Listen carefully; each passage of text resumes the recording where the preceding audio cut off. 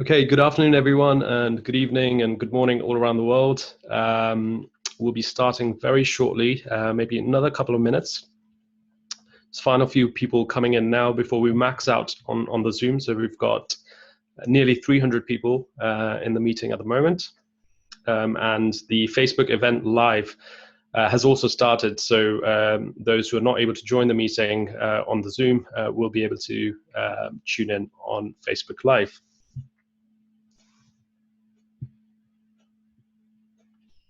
We'll make this interactive, so if you, in the chat you can type in which country you're from whilst we're waiting for a couple of minutes, that'd be great.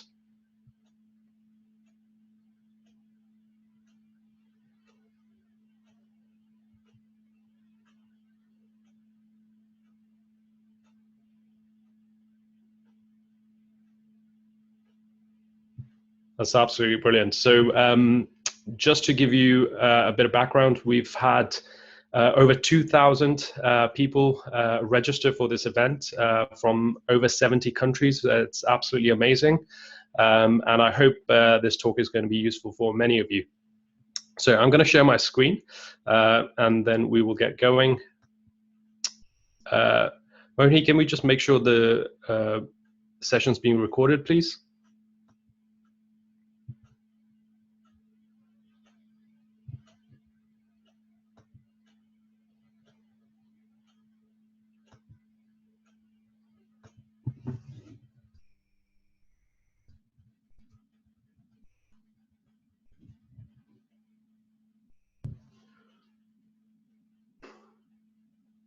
Brilliant. Okay, so I'm going to share my screen now.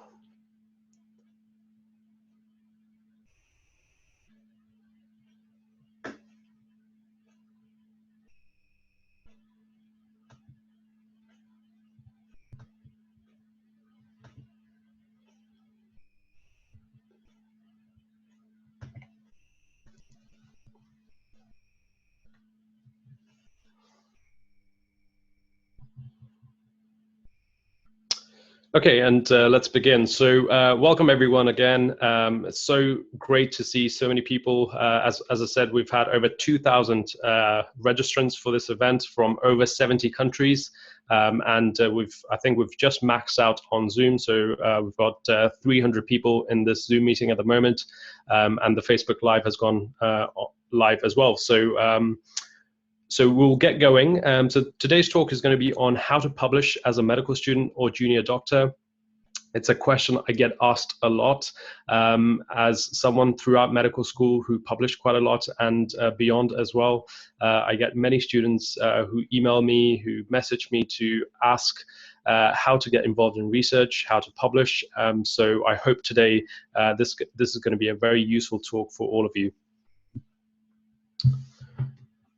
So before I start, just like to mention a quick word about the organizations who have kindly promoted the event, one of which is the SNO, which is a student network organization. It's an international autonomous body which has an official relationship with the World Health Organization, and their main aim is to promote health equity and medical education. We have Kashish, who's been instrumental in organizing and disseminating this event, so thank you to him, and also my team from High Yield, in particular Mohini and Devanshi, who are part of the design and marketing team, who've also worked really hard to put this together, so thank you to everyone. So today I'm going to cover, firstly, what is academic medicine? Why should you consider publishing? How do you get involved? And I'm going to share some of my experience to hopefully inspire many of you, especially those of you who are at an early stage of your career. I'm going to talk about a supervisor in terms of who to look for, what qualities should they have when you're looking to approach them. And then what is the role of the medical student and junior doctor in terms of what do you need to do to make sure that the relationship works and that you can maximize your time and produce output. I'll then briefly touch up on High Yield UK, which is an organization that I founded back in 2015. And finally, finish off with some tips for your CV. And then we'll take questions right at the end. So if you've got any questions, do type them in the chat. We'll collate them and answer all of those at the end. And the same goes for the Facebook Live as well. So to introduce myself, my name is Khajuria. I'm a plastic and reconstructive surgeon in training, currently in the UK. I was fortunate to rank first in the UK Plastic Surgery National Selection. I also did a plastic surgery themed core surgical training program and ranked 6th in the process. My research has been based both at the University of Oxford, where I received a Kellogg Research Scholarship, as well as Imperial College London in the UK, where I've been working in the Institute of Global Health Innovation. I've been fortunate to publish extensively, and my work has been cited over 450 times. And I've also presented my work internationally across 3 continents. And I've been fortunate to be featured in major news outlets such as The Guardian, ITV News Live, as well as The Independent. I've also written a textbook and sit on the editorial boards for Systematic Reviews Journal, as well as the advisory boards for Plastic and Reconstructive Surgery Journal. I've had academic roles in the past, including an academic foundation program at Imperial College London, as well as receiving an academic clinical fellowship from the University of Cambridge in the UK. I've also done some research in Tokyo, which I'll go through in more detail later. And I'm passionate about medical education and teaching. I'm the fellow of the Higher Education Academy, as well as the member of the Academy of Medical Educators. And have been nominated for some national awards. And finally, I'm the founder of High Yield UK, which is an organization that coaches students through competitive programs. And I've been fortunate to be running that since 2015. And we've coached over 1,000 students through competitive programs from around the world. Finally, I'm an NHS clinical entrepreneur and the co-inventor of a new microsurgery device that has been patented. So what is academic medicine? Academic medicine is basically engagement in scholarly activities. And typically we think about the 4 pillars, which are research, teaching, management, and leadership.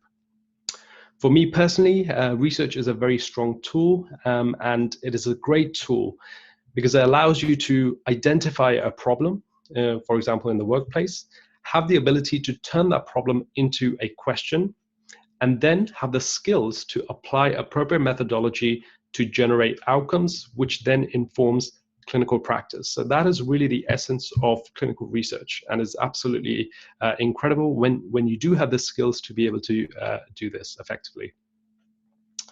But equally, some people are interested more in basic science research. Some are interested in clinical research, and some are interested in translational research. Translational research basically bridges the gap between basic science and clinical research. And for many of you, you might be in an early stage, but it's good to think about what sort of consultant or attending do you want to be at, once you have finished your training, and what role research might play in that. So you can have a routine role where predominantly 90% of your work will be clinical. The last 10% you may be engaged in some sort of teaching or a bit of research, but predominantly your role is clinical. There may be some of you who might be able to do a 50-50 split. So you do 50% clinical and you spend the other half of your time either working on research or doing teaching. And then finally, there might be some of you who want to tip the balance and predominantly work in research. So you might be one of the clinician scientists where you're leading large research groups, labs, and these are typically your principal investigators who've been running the COVID vaccine trials, etc. So routine role, 50-50 split, or a clinician scientist. And it's good to think about this early, and it will provide you with direction and also which mentors you should approach, which is quite important. And we'll talk about mentorship as well later.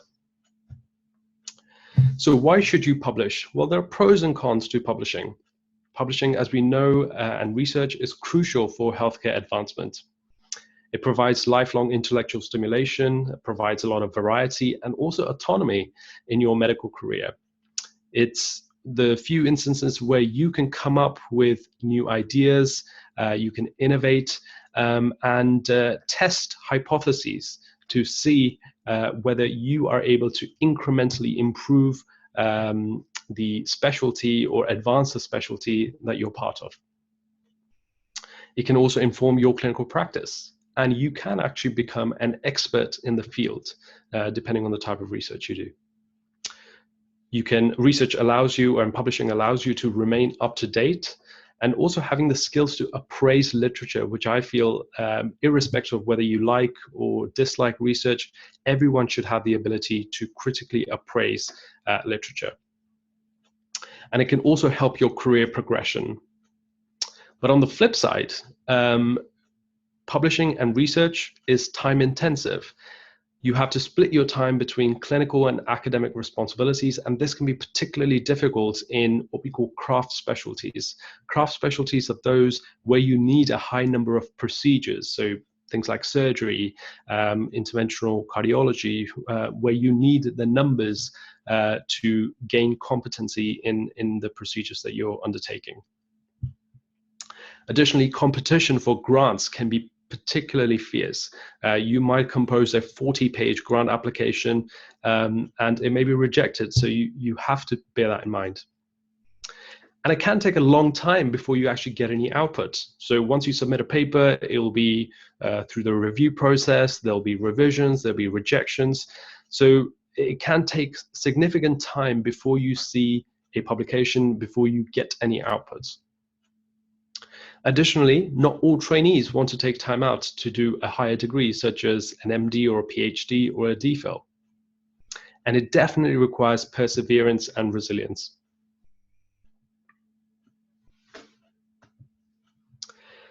So in some countries, there are actually clinical academic pathways, such as in the UK. So there is the integrated clinical academic pathway, whereby through medical school, towards the end of your training, there are academic goalposts and posts that you can apply for, where you get some protected academic time to undertake research for those of you who are interested.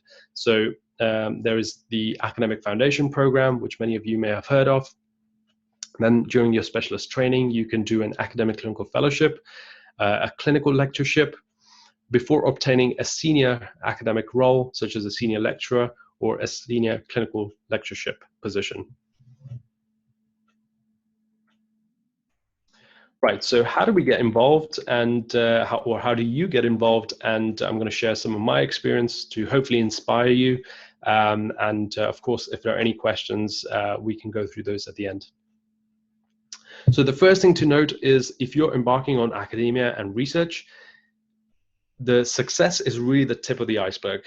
So a lot of people will not understand the hard work, the persistence, the late nights, rejections, sacrifices that go into getting good quality research published. And again, this is something that you need to bear in mind. So I'm going to share with you my clinical academic path. So I went to Imperial College London in the UK as an undergraduate, and during my third year of medical school, I had my first experience of research. And interestingly, which is contrary to what I will tell you later, I actually embarked on a randomized control study as my first research project. So there was a very steep learning curve, but very enjoyable, and I learned so much during this period. And this, in many ways, was the Kickstarter of my interest in research. So I worked with Professor Aradazi at Imperial College London, looking at the effect of competition on the development of surgical skills. A randomized control study, which I went on to publish and present internationally. And it really taught me fundamental skills in terms of how to conceive a project, how to design, think about the methodology, think about how we analyze results, and then how do we present those results effectively and finally publish them. So really taking the project from conception stage all the way through to hard outputs of publication and presentation.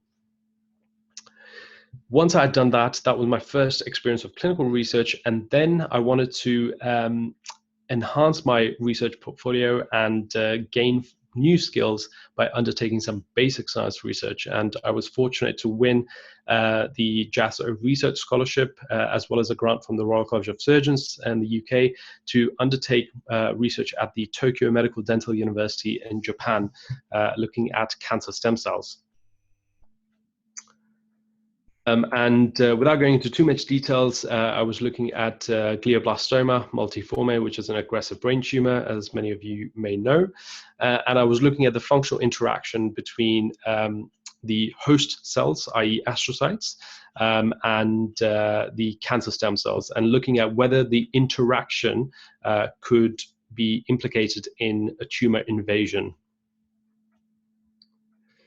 And throughout this process, again, I was learning skills. And this is a fundamental take-home point, is to develop your academic portfolio, you have to develop skills and you have to learn new skills. And this is exactly what I was doing during this time. I'd done some clinical research, I developed some clinical research skills, and now I was developing some basic science research skills. So I developed understanding and performed cell culturing for the first time. Learned fundamental skills such as RT-PCR. And then I also did some in vivo animal work, intracranial transplantation, where we injected cell mixtures with the cancer stem cells into the brain of these mice, which allowed a tumor to grow, and we were able to monitor the growth using an in vivo imaging system.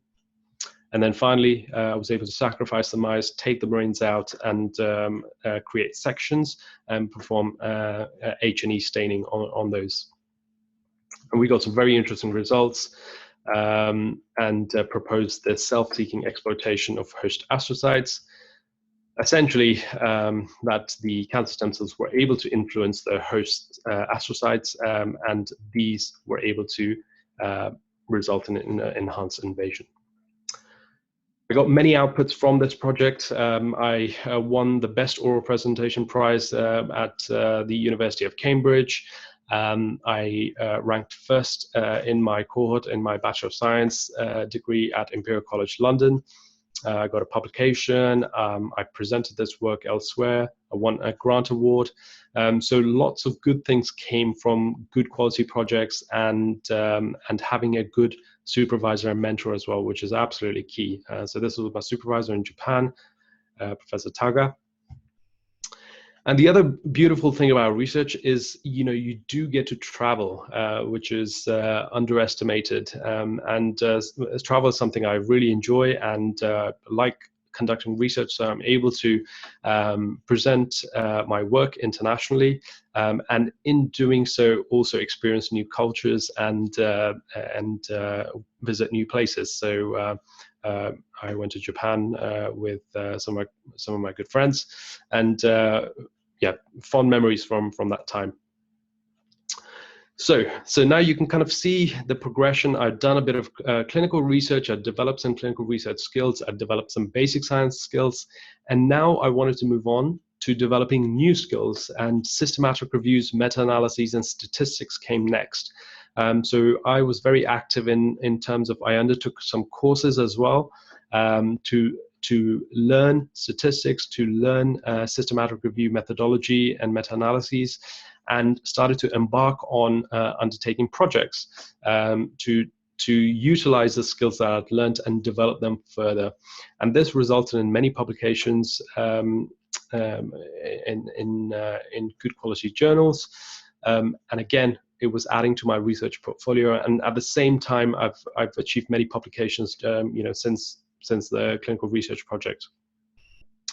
So by the time I graduated from Imperial College, I had around 20 publications, and really laid a very solid foundation for what was to come next. At the same time, I wanted to develop some clinical skills as well. So that's the key thing. If you're developing academic skills, you must make sure that your clinical skills are equal, if not even better, because if you want to do research, you have to be a good clinician. It can't be the other way around. So if you're not a good clinician, then it can be particularly challenging to just focus on research. So I went to Harvard and did a plastic surgery sub-internship, and I had a great time in the plastic surgery department there at the Brigham Women's Hospital in Boston. So supervisor, who should you pick? This is one of the key questions that should be addressed. So you want to pick someone who publishes quite a lot. So there's no point potentially working with someone who's only published one paper in the last 3-4 years.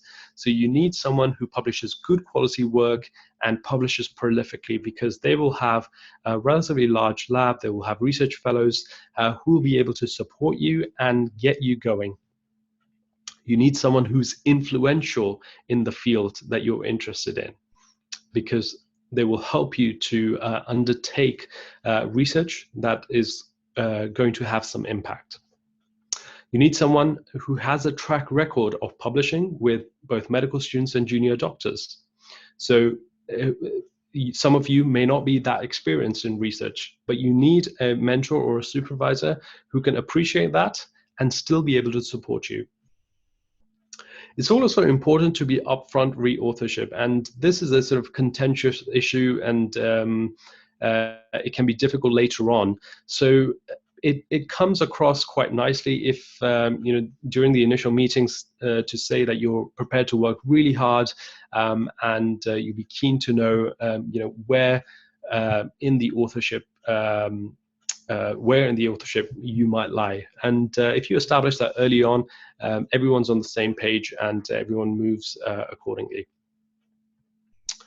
You want to be doing research ideally in stuff you're interested in. So, if you're interested in plastic surgery, there might not be any point doing endocrinology research, for example. So pick research projects which you are actually interested in.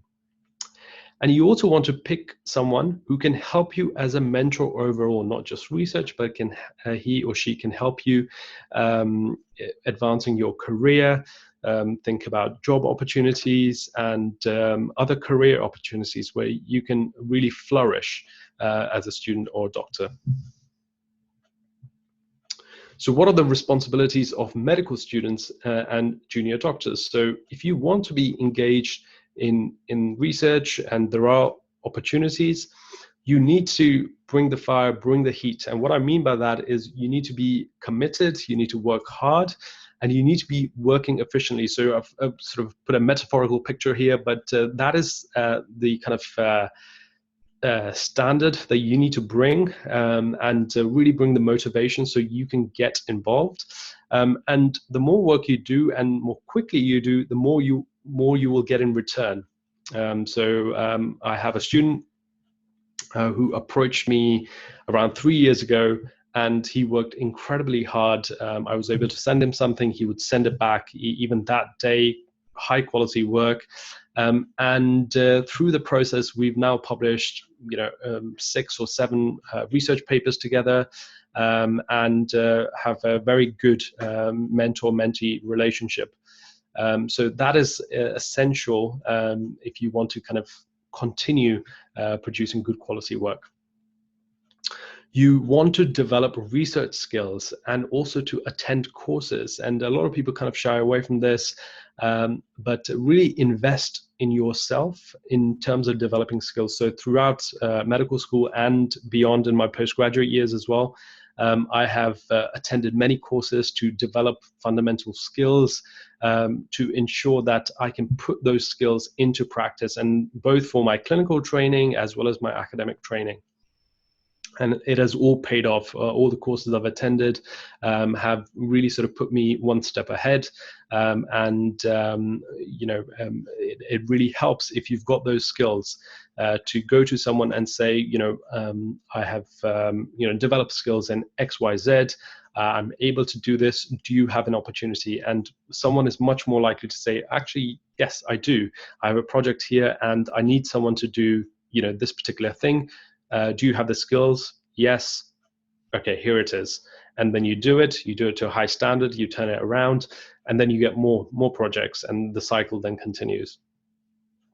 You need to ensure that you're doing high quality work. So, speed is important, but you can't compromise on the quality. The quality and the speed need to work together.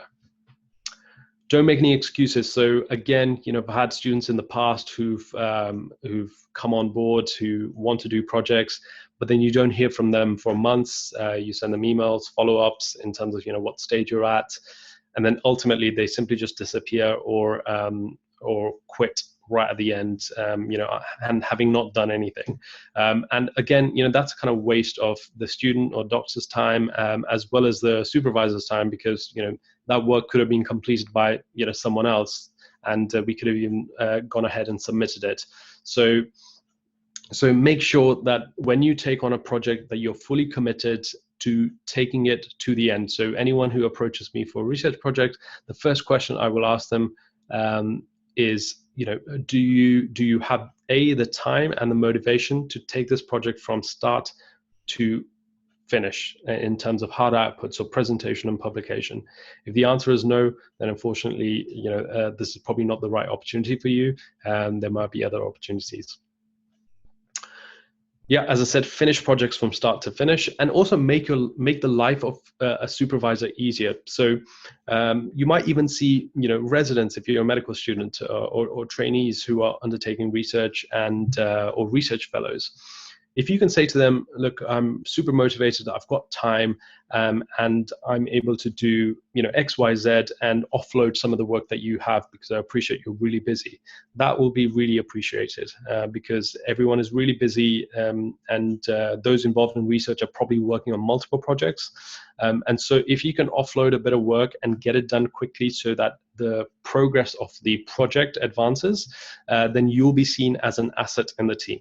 Okay, and that will be a very, very big positive.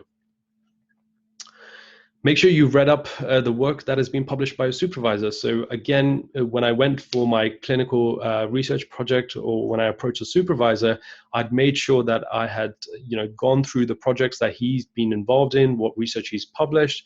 And when I met him, despite being quite a junior medical student, one of the things he mentioned was how impressed he was of all the work that I'd done prior to the meeting in terms of knowing what sort of research he's published, what his interests are, etc. And again, that comes across really well.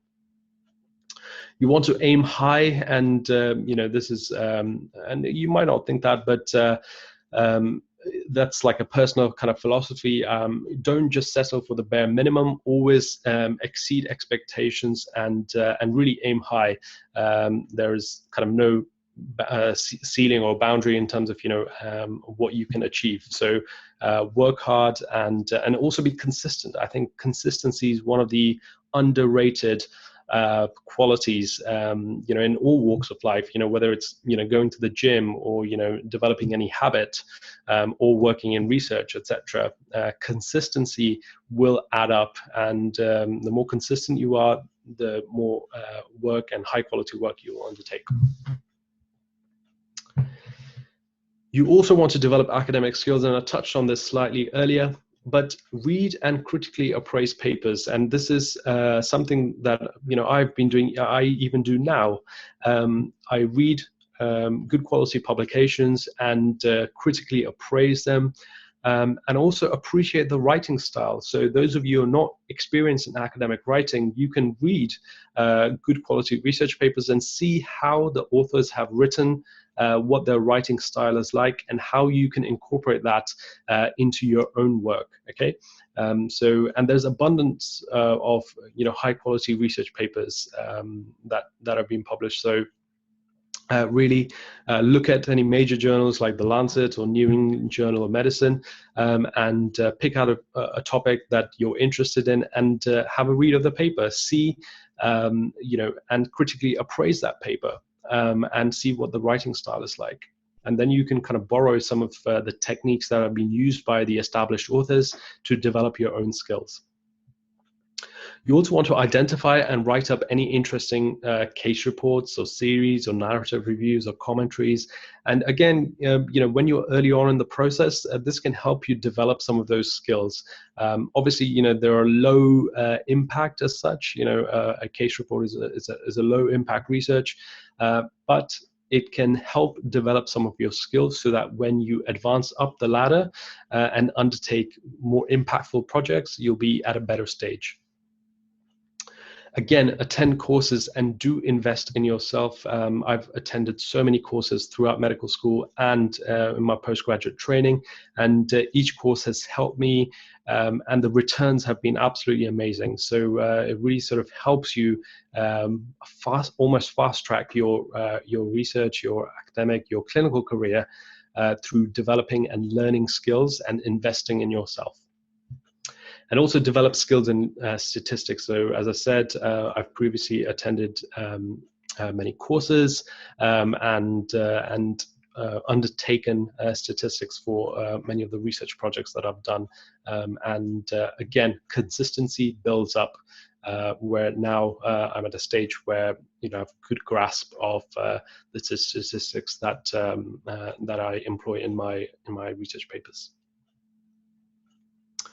Okay, so just to kind of continue in terms of my postgraduate training, and again, I'm still looking to develop new research skills now.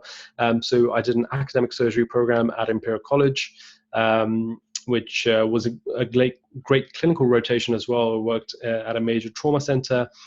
And during my protective research block, I was able to be involved in a lab-based project. I undertook systematic reviews, I did cross-sectional studies, I passed my surgical exams.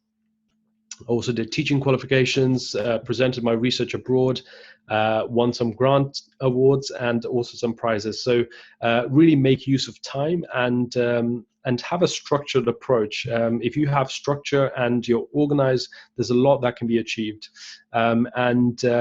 I undertook some plastic surgery research where we investigated a novel flexor tendon repair technique and compared it to the traditional technique using biomechanics.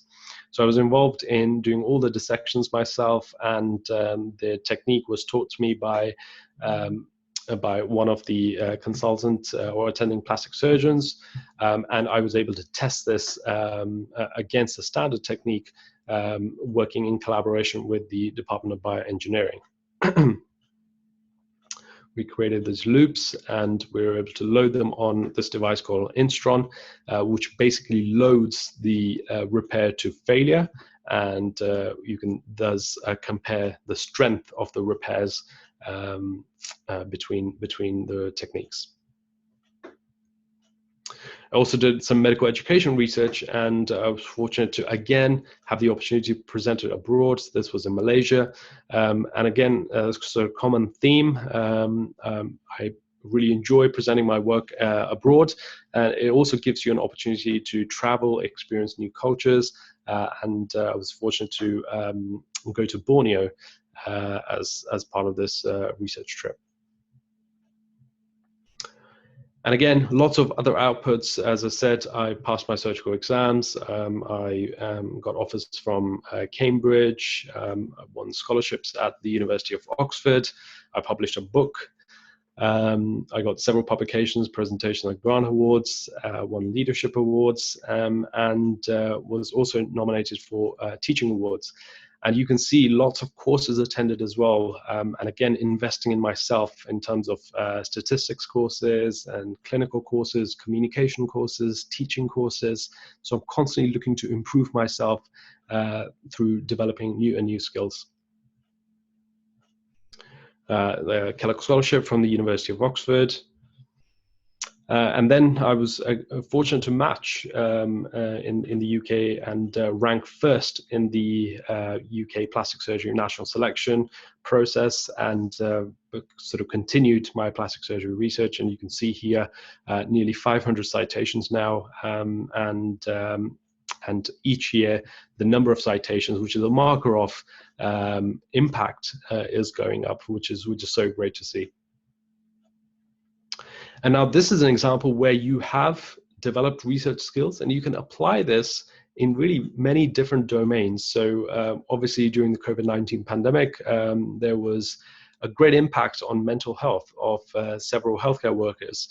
And so I launched and led an international cross-sectional study where we had data from over 2,500 people from over 40 countries. And we got some key insights, and the work has been published. I was asked to write for one of the major newspaper outlets, The Guardian. And through this, I was invited to speak live on the research on a major news broadcaster called ITV News. So I'm just going to play a short clip now. Throughout this week, we are talking about mental health and looking at how many of us have been affected by the pandemic, and also that healthcare workers. With me to talk more about this is Dr. Khajuria. Not only has he spent months working in intensive care units during the pandemic, also leading an international study into the impact of COVID-19 on the mental health of staff. Dr. Khajuria, thank you very much for joining me. I know that your study examined the effects of other health emergencies in other countries, but you say this pandemic has created the perfect storm when it comes to taking its toll on mental health by frontline workers. Yes, absolutely. So thank you very much for having me. So even before COVID, we had a mental health problem in the UK and abroad. Rates of stress-related psychiatric illness were up to about 50% of doctors and about 40% of nurses. With the advent of COVID, it's, as you described, a perfect storm, because we know from previous pandemics, such as the SARS pandemic, the rates of depression, anxiety, post-traumatic stress disorder, burnout all went up and actually persisted for up to 1 to 2 years after the pandemic was over. And what our data is showing, as well as data from elsewhere, is that we're mirroring that data from the SARS pandemic, and a number of factors being identified which are associated with worse outcomes, both modifiable and non-modifiable risk. Dr. Khajuria, we're all on some level worried about the virus, aren't we? But those working in the field of sharp end, what impacts are them the most? And who are the groups who are more susceptible? So, from our data, we've identified two groups of individuals in particular, so nurses and females in particular, who are hit during the pandemic. I saw this firsthand when I was deployed to ICU, and our data, as well as data published from other groups, has shown this as well. These nurses are with patients identified for up to 12 hours in personal protective equipment, and it's taken Dr. Khajuria, big question, an important one. What are the next steps? Okay. How do we address this? Just in the interest of time, we'll move on. Okay, so briefly going to touch up on my organization called High Yield UK, and then I will finish off with some tips for your CV, and finally we'll take some questions at the end. And I understand there are quite a few questions in the chat, which is great. So High Yield UK is a consultancy that I founded back in 2015. And our mission statement is to help medical students, doctors, and international graduates rank top 10 in residency programs in the UK, as well as match in programs in the US. So we run lots of courses, mentoring, and online education for competitive residency applications, as well as research. And till date, we've coached over 1,000 successful candidates. And focusing on the programs in the UK as well as in the US. So some of the current programs are for those in the UK, the Academic Foundation Program, Core Surgical Training, US Residency, Plastic Surgery and Orthopedics, Higher Surgical Training. And we also have some research courses, namely the Systematic Review and Meta-Analysis Masterclass. Our delegates have ranked top 10 in the country, and multiple success stories. Multiple last year's AFP delegates actually scored full marks, or 100% in the interview. We also had CST delegates ranked top 10 in the UK, again scoring 100% in the management and clinical station, which is absolutely brilliant. We've had our delegates ranked top 5 in the country in the plastic surgery selection, and also ranked first in the orthopedic national selection too. So those of you who want to stay in touch with what we are doing, we've also got a free teaching series. We've already had 3 episodes of that, which I'll mention a little bit later. You can scan the QR code here, and that will take you to our Instagram. Do follow us on Instagram, because we're posting a lot of useful stuff on there in terms of when our sort of next free events are, as well as useful information such as short answer questions, multiple choice questions for those of you who have revision, and just research tips in general. So do follow us, and stay tuned for what we've got planned for the rest of the year. And there are lots of exciting events coming up. And what we do is also evidence-based. We're constantly looking to collect data to improve the service that we provide. And you can see multiple research projects that have been published to support our teaching methods. And these are just a handful, and we've just had a recent one on interview anxiety for virtual interviews. As we know, during COVID times, most of the interviews were done virtually. So we conducted probably the first study looking at anxiety and how we can overcome that in virtual interviews. And the feedback has been absolutely amazing. And again, you can see the testimonies on the Instagram page in our highlights. We've got lots of video testimonies, lots of written testimonies, but these are just a handful. As you can see, lots of success stories from the last 5 years. And again, people ranking very highly, scoring almost full marks in the interviews as well.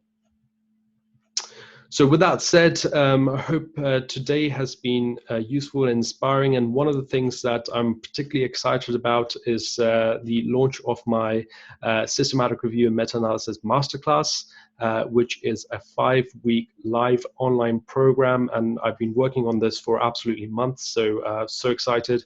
And we're actually almost fully booked in terms of we've had such great interest. And we've got people signed up from North America, South America, Europe, and Asia. And we've got a handful of spots left. So if you are interested, do hear about this and go on the website and see if you're interested in signing on. The aim is to really help you learn the skills to design and conduct a robust systematic review and meta-analysis for publication in 8 weeks. It's a 5-week online program led by myself, and we'll have a 3-week self-study process.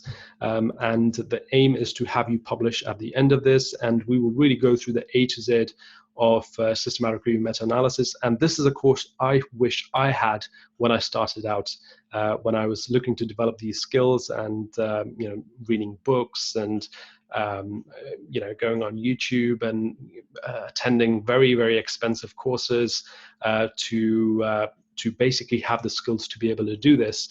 And I've basically packaged everything that I've learned, everything I've developed, all the skills, and put it into this course to help students and junior doctors who are interested in learning the skill, which was so beneficial and can help you get many publications.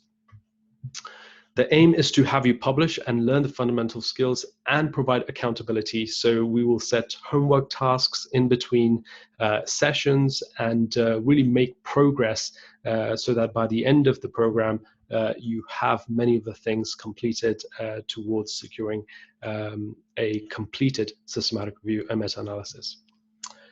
So it'll be led by myself and a team, and I've obviously trained at the University of Oxford, which is the hub of evidence-based medicine. And I've been working on this for 8 years. I've designed, published, and supervised systematic reviews and meta-analyses for the past 8 years, and really interested in sharing this with interested students. So if you are interested, again, this is a QR code that will take you to the website, which has a lot more information. So yeah, these are the challenges in conducting a robust systematic review meta-analysis, which you may have encountered already in terms of having an overwhelming quantity of published studies, and how to kind of navigate that process, developing comprehensive search strategy, ensuring that all relevant databases are searched, ensuring that appropriate conclusions are drawn in the context of the quality and the risk of bias in the included studies. How do you assess the methodological quality and the risk of bias, and which tools to use? How to register and publish a protocol a priori, and selecting the correct outcomes to evaluate. How do you calculate inter-rater reliability? How do you calculate and quantify heterogeneity? So these are key fundamental steps that are involved in systematic review, which many sort of ignore, and these are then picked up by the reviewers, and a few reasons why papers get rejected. Also understanding the difference between a random and a fixed effects model, and when to use which. How do you interpret and actually perform a meta-analysis, forest plots, and also to determine if a meta-analysis is actually possible or appropriate for your review. What is subgroup analysis? And then you have to do all of this whilst having to undertake revisions, experiencing rejections while juggling your job, studies, relationships, and whatnot, and whilst also trying to enjoy the process and avoid burnout. And a lot of people I know who have kind of embarked on this really struggled, and then kind of just left it and quit altogether. So that's what we want to avoid with the program. So these are the things that you will learn by the end of the program. So you will have started your own systematic review with the aim of publication. You will have developed fundamental understanding of the steps in conducting a systematic review meta-analysis. You will have a focused research question using the PICO framework. Will help you to understand how and which outcomes you should measure to evaluate in your review. You will have also written an effective protocol, which you will have registered on either Prospero or actually published in a journal as a second publication a priori. You will design a comprehensive search strategy, efficiently perform article screening without completely burning out through the process, and develop a good understanding in terms of the process used to collect and then subsequently extract the data. Learn the skills in terms of which tools to use to assess risk of bias, methodological quality. And if these are done well, it really strengthens the methodology. And when the reviewer, so I also review papers for Systematic Reviews Journal and also PRS. And when I assess systematic reviews that are submitted, the methodology really falls apart if these processes haven't been followed, and that's the reason why papers get rejected. So you will have developed skills in interpreting and performing meta-analysis, and we will teach you a program called RevMan, which is free to use from the Cochrane Collaboration Program. You'll develop understanding on how to assess heterogeneity. What is subgroup sensitivity analysis? And also you will have 8 hours of video content to review in your own time as well, along with the live online sessions with me. And also you'll be provided with a certificate for your CV and portfolio at the end of the program. So for those of you who are either on the Facebook Live or on the Zoom, we're really grateful that you've given your Sunday to come and attend this talk. And so, because we've got a finite number of spots left, for those of you who are interested, you can sign up and use the code webinar20, and that will give you 20% off the course fee. And because we're not able to accommodate a large number of people, because we already have so many signups, and we want to keep the ratio appropriate of mentor to mentee. This will be for the first 20 signups only. So if you're interested, it will be first come, first served. And the dates are, again, all available on the website. The QR code will take you there, 13th of June to 11th of July. And the times are there as well in GMT, EST, and PST. For those of you who are interested in moving your career to the US, we have the American Residency Consultancy. That's been going very well, and we've got students from, again, all over the world. Recently had students join from Lima, Peru, from Greece, and really all over the world, and pursuing competitive competitive residency programs such as neurosurgery, plastic surgery, cardiology, internal medicine. And again, if you're interested in pursuing your residency in the US, we have a dedicated program. To go through this very quickly, this is our structured program, and this basically was developed to cater for IMGs in particular, international graduates, because obviously they are at a disadvantage compared to American graduates, and so we have a very structured program with step 1 and step 2 CK coaching, EUAS, personal statement, really addressing all of the components that you need to excel in to match, especially as an international graduate. Unlimited personal statement edits and CV edits. We also have a research collaborative where we support our students in terms of increasing their publication number and also get them to present internationally. The systematic review and meta-analysis masterclass is actually included for free for our US program candidates. We also have mock interview coaching close to the time where we focus on the content, the delivery, the diction, the body language, and video recordings are provided to each student after each session. We also help you secure clinical rotations, electives, and there's unlimited direct email access with our team, with your mentor at each stage of the application.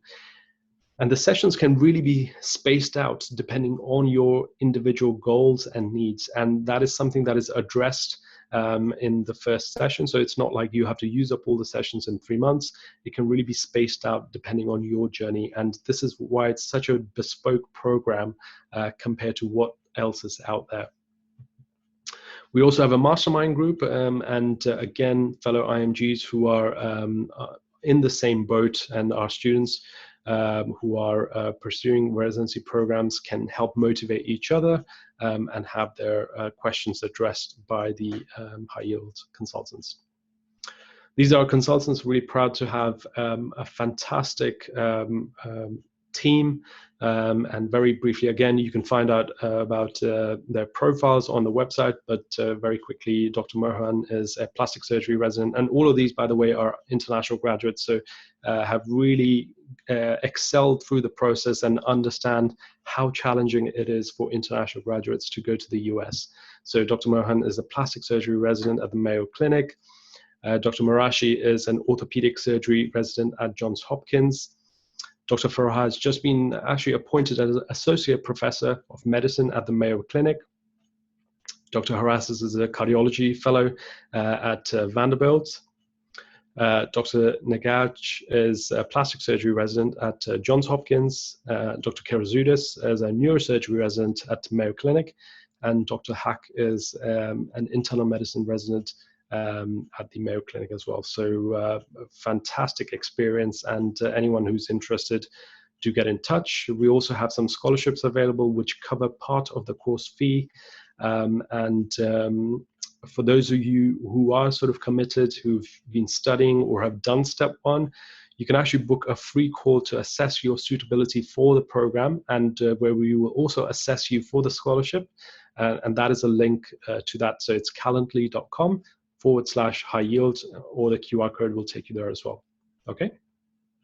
We need to add some more slots because recently we've had many consultations as such. But if you are interested, drop us a message or send us a DM as well if the slots are not available. But we should be adding some more slots in the next few days. And many other programs on offer. We have the AFP Consulting, which you can check out on the website. This is the current program that we have. Lots of video content, so over 5 hours of video content, delegate pack, and our last year's delegates ranked 3rd, 6th, and 8th in the UK, and we had a success rate of over 90%. So you can access all of the video content, and you will get a free access to our live course, and with mock interviews, the dates to be confirmed, most likely in September. And again, for a finite number of you who are interested, you can use the same code, webinar20, for 20% off. And just to show you what the program kind of looks like, so this is a mock simulated interview done by myself and one of my colleagues. I'll briefly play this.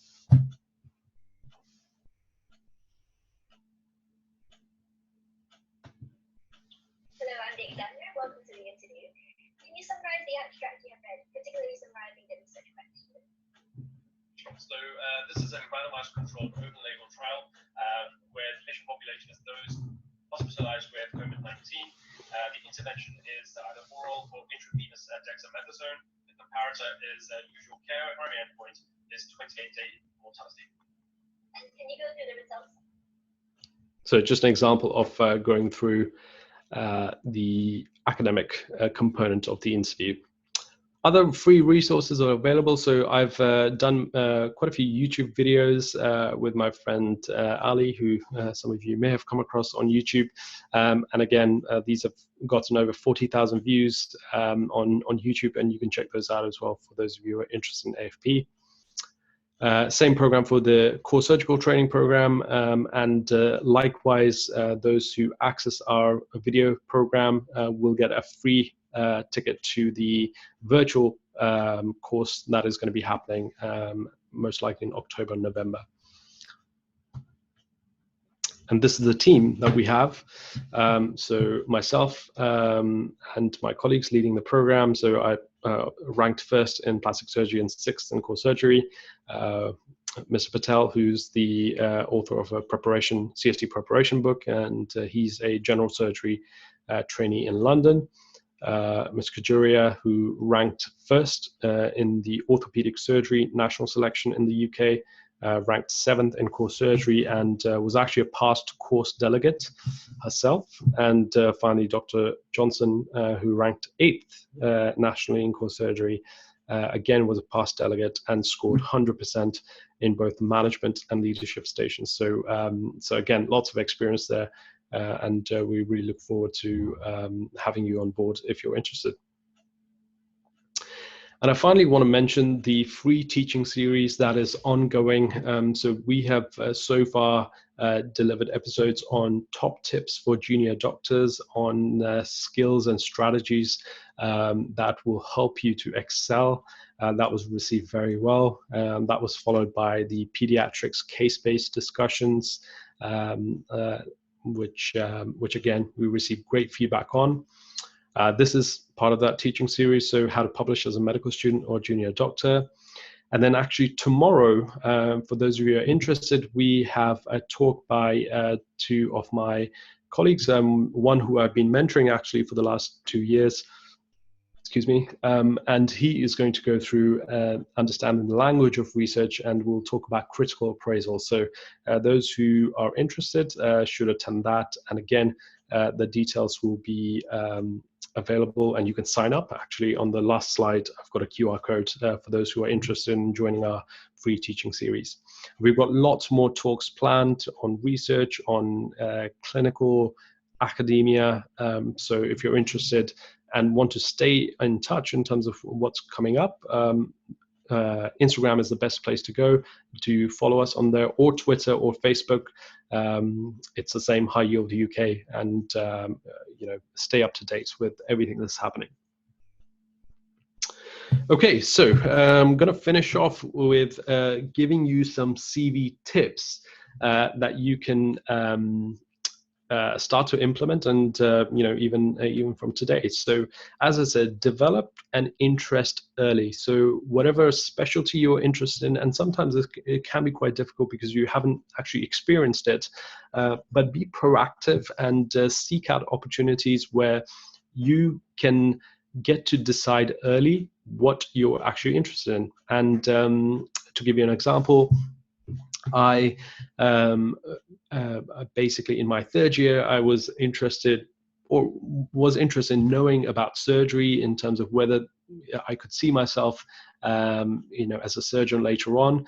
And so I ended up in that 10-week period that I had as part of my clinical rotations in really going to different theaters and different specialties, just introducing myself and watching and learning and seeing whether I could see myself, doing those things. And also looking at the bread and butter procedures for, surgical specialties, or also medical specialties, in terms of the common conditions that you see day in, day out. Because if you don't find them interesting and you can't see yourself managing those conditions that are going to form 70 to 80% of your work, then that's probably not the right specialty for you. So you want a specialty where you're going to be happy doing the 70% of the bog standard routine stuff that comes in, day out. And obviously the last 30% can be, somewhat more interesting work in terms of research, in terms of clinical presentations, but you need to be comfortable and enjoy that bog standard work. You need to demonstrate initiative, okay? Rather than presenting someone with problems, come up with solutions. So say, I was given this task, this is a real problem. What I've actually done to counteract this is X, Y, Z. What do you think about this? That's much more powerful than saying, I was given this task and I can't do it because, there are these problems. What do you think? So always offer a solution to any problem.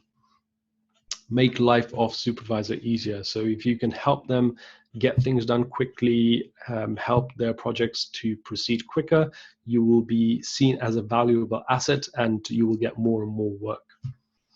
Develop academic skills. I think I've stressed this, but attend courses, do projects, so you can learn skills and then implement those skills. And the combination of two with supervision, you will get to develop those skills and nurture those skills so that ultimately you can be autonomous and be independent in terms of being able to do this. That's exactly what I've done. Read papers, keep an up-to-date CV and portfolio. So, if you're approaching someone for a research project, make sure you have an up-to-date CV that tells them exactly what you've done, what your background is, what skills you have to offer. Because if, as a supervisor, if I'm trying to sort of decipher, whether you are able to do a systematic review or, what you've done, do you have any skills in statistics?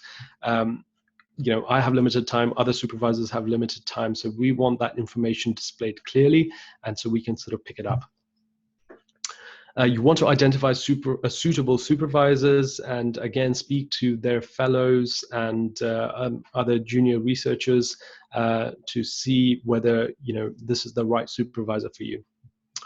Invest in your education and career. And again, this goes back to, going on courses. Make sure you're investing. You always have an investment. Your education budget, I always say, it should be greater than your entertainment budget. So make sure that you prioritize your education, you learn skills that will elevate and fast track your career in terms of acquiring those skills that you need. And finally, attend conferences, a great place to network and meet people, set up connections and collaborations.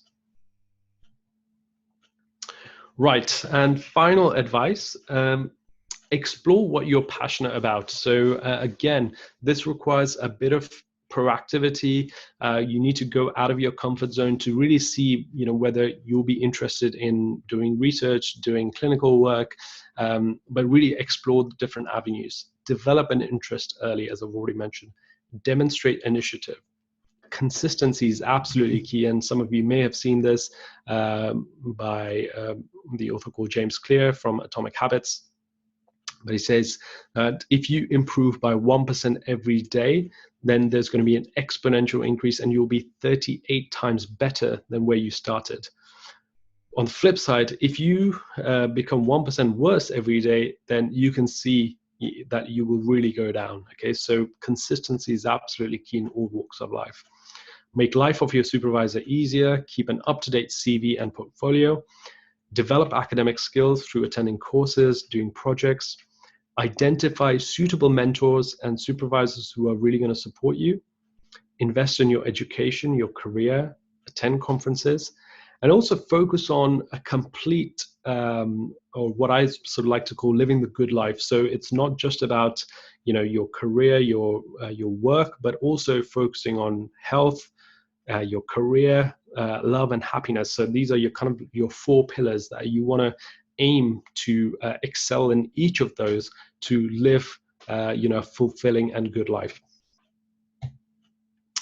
So brilliant. Thank you very much for all of those of you who have joined on this Zoom call, and also for our Facebook attendees. If anyone wants to get in touch, the best way to reach me is you can send me either an email, or more likely, or if you want a more direct response, message me on Twitter or Instagram. That's a QR code for the free teaching series, if you want to sign up to that. And for the programs that we have, the code will be available, webinar 20, as I said, for the first 20 candidates, really, because we will then put a cap on the numbers. And if you use the code and it doesn't work, it probably means that the 20 have already taken up, basically. So it's an automated thing. As soon as the 20th person uses the code will stop working. So that's been automated on the website. Brilliant. Okay, so I'm going to stop sharing my screen now and see if we have any questions.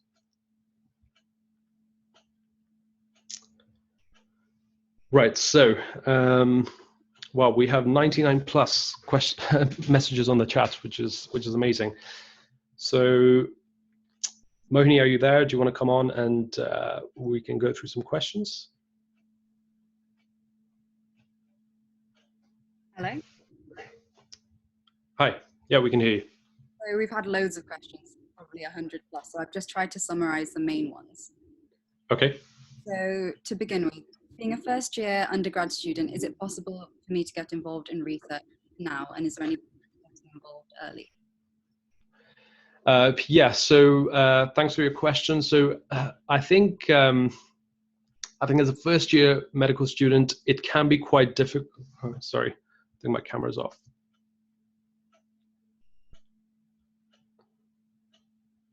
Okay, can you see me now? So yeah, I think as a first year medical student, it can be quite difficult. I remember I started in medical school in my first year, and I approached many people. Some simply just ignored my email. Some said I was too junior. So it can happen, but don't let that deter you. Keep pursuing. Someone will say yes, and you then just need to demonstrate your hunger, your passion, and your ability to learn skills and be able to work quickly. So that's what I would recommend.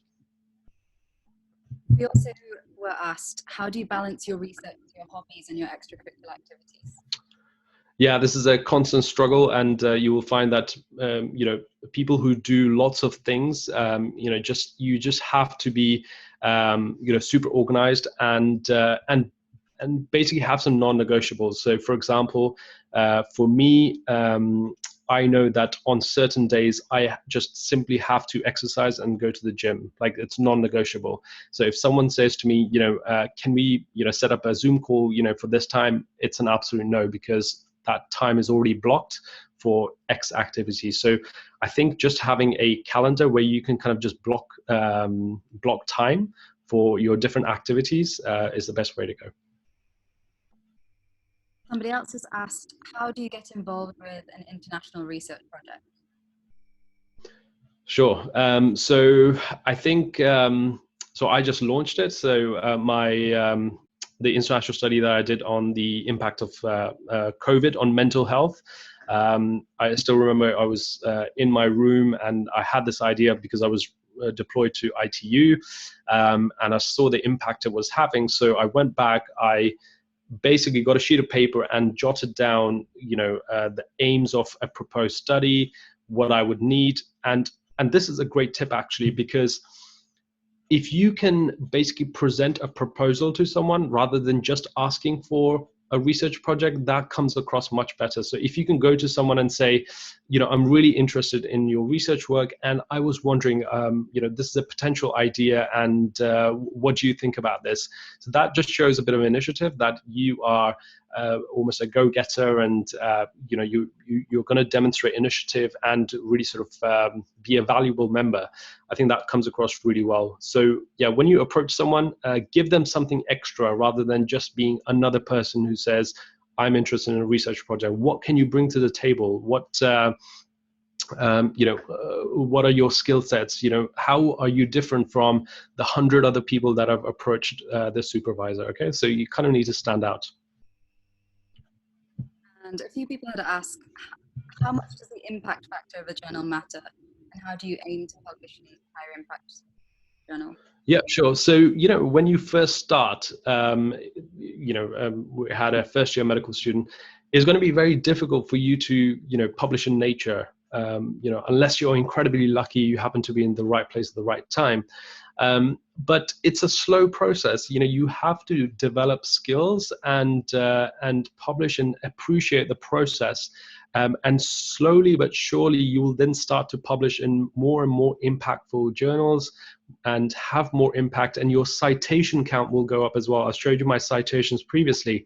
So citations are basically a metric of the fact that other researchers are using your research or your published research, and they find it valuable, and they've mentioned it in their own papers. So that's a metric of the impact that you are having in kind of the research world or in that particular field. And initially, as you saw on kind of my chart, when I first started, I had hardly any citations, but it's been exponential, and every year is increased. So last year I had over 100 citations, and already halfway, or less than halfway through the year, I've already got 100 citations. So hopefully I'll get many more. So yeah, I think it's a slow process. As they say, walk before you can run. Somebody else has asked, how do you do research when you're at home because of the pandemic? Yeah, so it's tricky. So this is partly the reason, I launched the Systematic Review Meta-Analysis Masterclass. I feel remote research is a very powerful tool. But you need to have the skills to be able to do it. So, remote research at the moment is really powerful. So if you go to someone and say, that you have research skills in terms of you understand and appreciate, what it takes to do a good quality systematic review. You're able to meta-analyze, you're able to produce forest plots, you're able to do some statistics, then that is a really useful skill that you can work on projects remotely. You don't have to be in the lab. So I would say that is a great sort of starting point. So Jana has asked, what courses do you recommend to know more about research at a student level? What courses? Well, I've kind of mentioned my systematic review meta-analysis, so have a look at that if you're interested. And then we also have a sort of ongoing teaching series as such, where we're going to touch on different research aspects. Again, you can sign up to that. That's absolutely free. As an organization, High Yield, it's a very academic.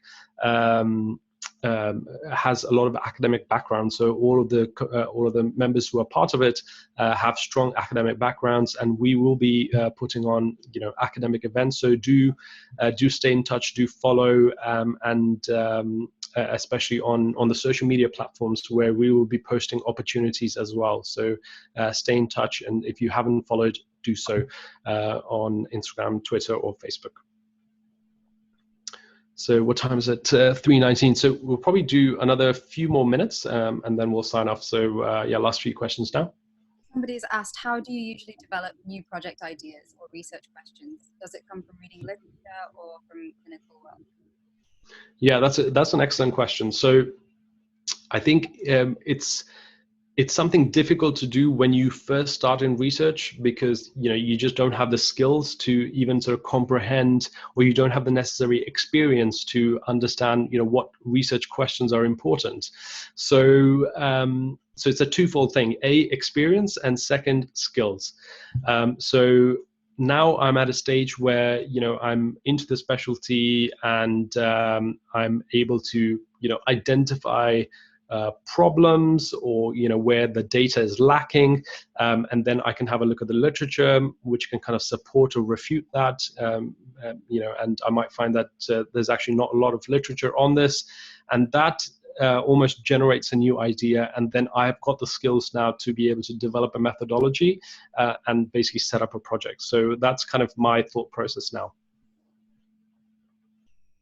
Khulud was asking, he's interested in joining the systematic review and meta-analysis course, but he was wondering if you'd be able to give him some help in terms of picking a topic. He doesn't feel he'd be able to do that. Yeah, that's a good question. So yes, we obviously want to support. If you already have ideas, then that's great. We will help support you. But those of you who don't have ideas, then we have a number of topics that myself and my colleagues have made a list of, and you'll be allocated one of those, and we will then help you to pursue that topic as such. So yes, if you don't have your own idea, then we do have a list of topics that you're able to undertake. A lot of these are just repeats from earlier questions.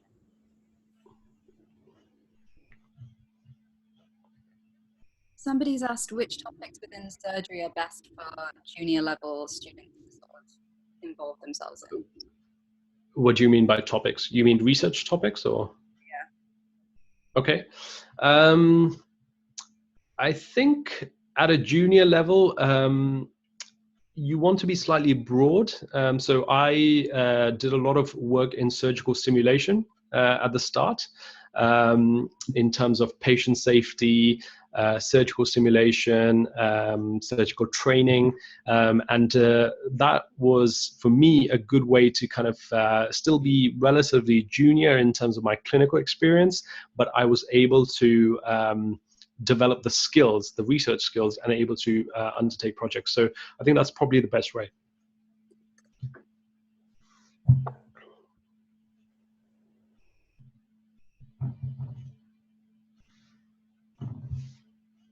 Lots of people have asked, what do they need to do to prepare themselves to study abroad? Not really relating to research, but study abroad. Yeah, after they finish MBBS or after they finish their schooling. Okay, sure. So so obviously, we have a dedicated program for those of you who are interested in going to the US to pursue residency there. So that is a very sort of comprehensive, structured program that you may want to look at. We're also developing a program for those of you who want to come to the UK. So we've had so much interest, and we will be launching a program for that as well. Essentially, I think these sort of programs and courses are good because they basically fast track your progress, where you're not sort of scrambling and trying to attain different resources. This is a comprehensive program from start to finish, where you don't waste any time, you don't waste any energy, and you don't especially waste any money through accessing the wrong tools and resources. So basically identifying those, I think it's a good idea, and basically committing to the move early on. So if you want to go to the US, decide early, because then that will help you in terms of planning, etc. If you're still unsure, it becomes a lot more difficult to even invest in a program like ours. So we've had students who've kind of toyed with the idea of going to the US, and for those individuals, I guess the full program is not very useful. You may want to just do a 1-hour consultation with one of our consultants just to get an early idea, and a lot of people have done that. But the full program is really for those who are sort of set and have committed that they're going to move to the US. So yeah, I think the key thing is to decide early, if you really want to move.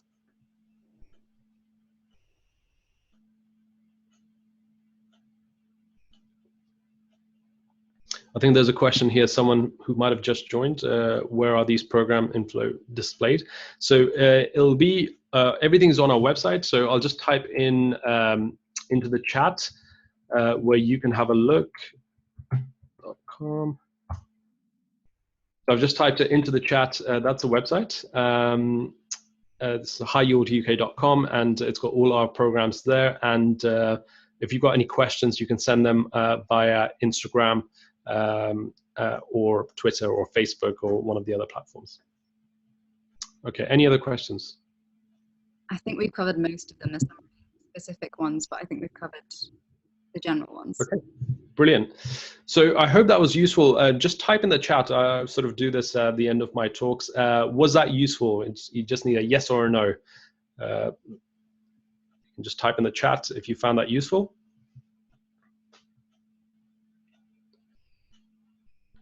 Okay, brilliant. Not seeing any no's, which is good. Excellent. All right, so I think we'll sign off there. Thank you so much to everyone who's joined, and thank you to my team from High Yield, and thank you also to Kashish for working so hard to put this event together. As I said, we had over 2,000 registrants from this for this event from 70 countries, which is absolutely brilliant. And I hope a lot of you stay in touch with, as I said, with our free teaching series and also the courses or the programs that we run. We really want to sort of help the next generation. And it's so great when students sort of come through our programs and then we get the feedback in terms of they've been successful and and how much our programs help them. So that is kind of really satisfying for us as a team, as an organization. So I think we'll sign off there, and if you've got any questions, yeah, as I said, follow us on let me just put the QR code back so you can for those of you who want to scan, can. This is for the free teaching series, for those of you who are interested. And then, yeah, for Instagram, there's my Instagram. I'll just type in the High Yield UK as well. It is essentially High Yield UK for the handle, and it's same for the Twitter as well. And yeah, feel free to message us on there, and our team will get back to you. Brilliant. Well, thank you very much, and we'll sign off there. Take care, everyone. Have a great Sunday.